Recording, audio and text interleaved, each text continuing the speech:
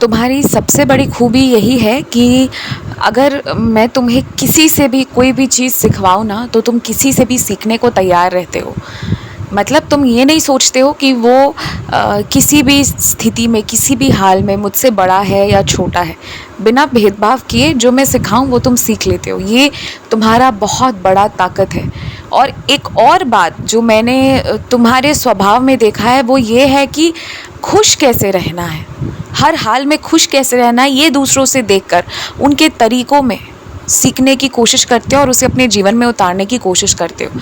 ये तुम्हारा सिर्फ एक बहुत ही अच्छी आदत नहीं है, बल्कि ये तुम्हारा ताकत है और ये बहुत बड़ी ताकत है। ये तुम्हें बहुत आगे तक ले जाएगा। लेकिन एक कमज़ोरी भी है तुम्हारे अंदर कि बड़ी जल्दी हार मान लेने को तैयार हो जाते हो या फिर बहुत जल्दी जीवन से हताश हो जाते हो।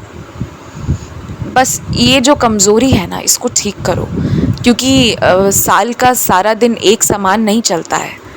कुछ महीने उतार चढ़ाव से भरे हुए होते हैं। तुम्हारी रेखा में, तुम्हारी किस्मत में, तुम्हारी हाथों में, तुम्हारी कर्मों में इतनी कृपा तो मैंने लिख दी है, जो मैंने तुमसे कई बार कहा है कि हाथ फैलाने की ज़रूरत नहीं पड़ेगी तुम्हें, किसी के आगे नहीं। फिर मुझे नहीं पता कि क्यों तुम इतना परेशान होते हो या इतनी जल्दी हताश हो जाते हो। और एक बात सुनो, कुछ लोग जो अपना व्यापार किया करते थे, जिनसे तुम सामान लिया करते थे, खरीदारी किया करते थे, आज उनके जीवन में मुसीबत आई है जो तुम साक्षात रूप से देख पा रहे हो कि कैसे उनके दुकान को तोड़ा गया है, कैसे अतिक्रमण किया गया है। तो आज ना उन्हें तुम्हारे पैसे की ज़रूरत नहीं है, सिर्फ इतना कहने की ज़रूरत है कि तुम उनके साथ हो और वो जहाँ भी जाएंगे तुम उन्हीं से खरीदारी करोगे। तुम्हारा और उनका रिश्ता पुराना है, गहरा है। बस ये कहकर उनके मन को दिलासा दिलाने की ज़रूरत है। वो उसी जगह पर खड़े होंगे और दोबारा होंगे। लेकिन जब कोई बहुत कमज़ोर पड़ जाए ना, तो उसका साथ देना चाहिए और आज तुम्हें सिर्फ वही करना है। तुम्हारे मन में जिस पाठ को लेकर संकल्प करने का चल रहा था, मुझे लगता है कि ये बहुत अच्छा समय चल रहा है। तुम्हें ज़्यादा सोचे बिना उस संकल्प को पूरा करना चाहिए।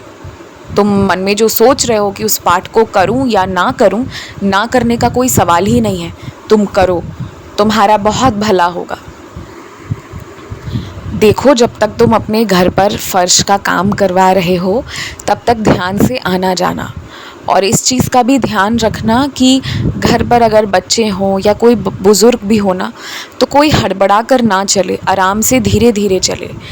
और मरम्मत कराने के दौरान यदि लगे, कभी भी किसी मोड़ पर लगे कि पैसों की कुछ कमी हो रही है, तो घबराना बिल्कुल मत और काम को रुकने भी मत देना। मेरा नाम लेकर मेरे हिम्मत पर काम जारी रखवाओ। तुम्हारे घर बहुत अच्छे तरीके से तैयार भी होंगे, सब कुछ अच्छे से सुशोभित भी होगा और तुम जैसे रहना चाहते हो, जैसे जीना चाहते हो, जैसी तुमने कल्पना की थी, उससे बेहतर जीवन ही तुम्हें मिलेगी। किसी से भी मांग कर पानी मत पी लिया करो। अपनी बोतल स्वयं लेकर जाओ और उसी से पानी पिया करो। और आज की तारीख बहुत अहमियत रखती है। ध्यान देकर देखो कौन सी तारीख है आज और कहीं कुछ भूल तो नहीं रहे तुम। याद करो क्या है आज। जिस दिन तुम्हारी छुट्टी होती है, उस दिन भी अब कुछ महीनों तक तुम्हें व्यस्त रहना पड़ेगा। मैं एक नया चीज़ शुरू करा रहा हूँ। तुम्हारे रास्ते रोकने वाले अगर तुम्हारे अपने हैं, तो तुम्हारा सबसे अपना मैं हूँ ना, मैं तुम्हारे रास्ते बनाऊँगा। और उन लोगों से मन हटा लो, ध्यान हटा लो, जवाब देना बंद कर दो, जो सारा अपने जीवन का दोष और दुख जो है ना तुम्हारे सर पर डाल रहे हैं। तुमने कुछ नहीं किया है और ये बात उनको तुमसे बेहतर मालूम है, पर ये ना उनका तरीका है, ये उनकी गलती है और इस गलती की सज़ा देखो कैसे मिलती है। मैं तो बार बार कह रहा हूँ, तुम देखो और भरोसा रखो मुझ पर। खुश रहो, मुस्कुराते रहो। कोई भी जीव जंतु तुम्हारे घर आता है तो उसका स्वागत करो। गुस्सा होकर उसे दरवाजे से भूखा मत लौटाओ। एक रोटी तो खिला सकते हो कम से कम, इतना तो है तुम्हारे पास।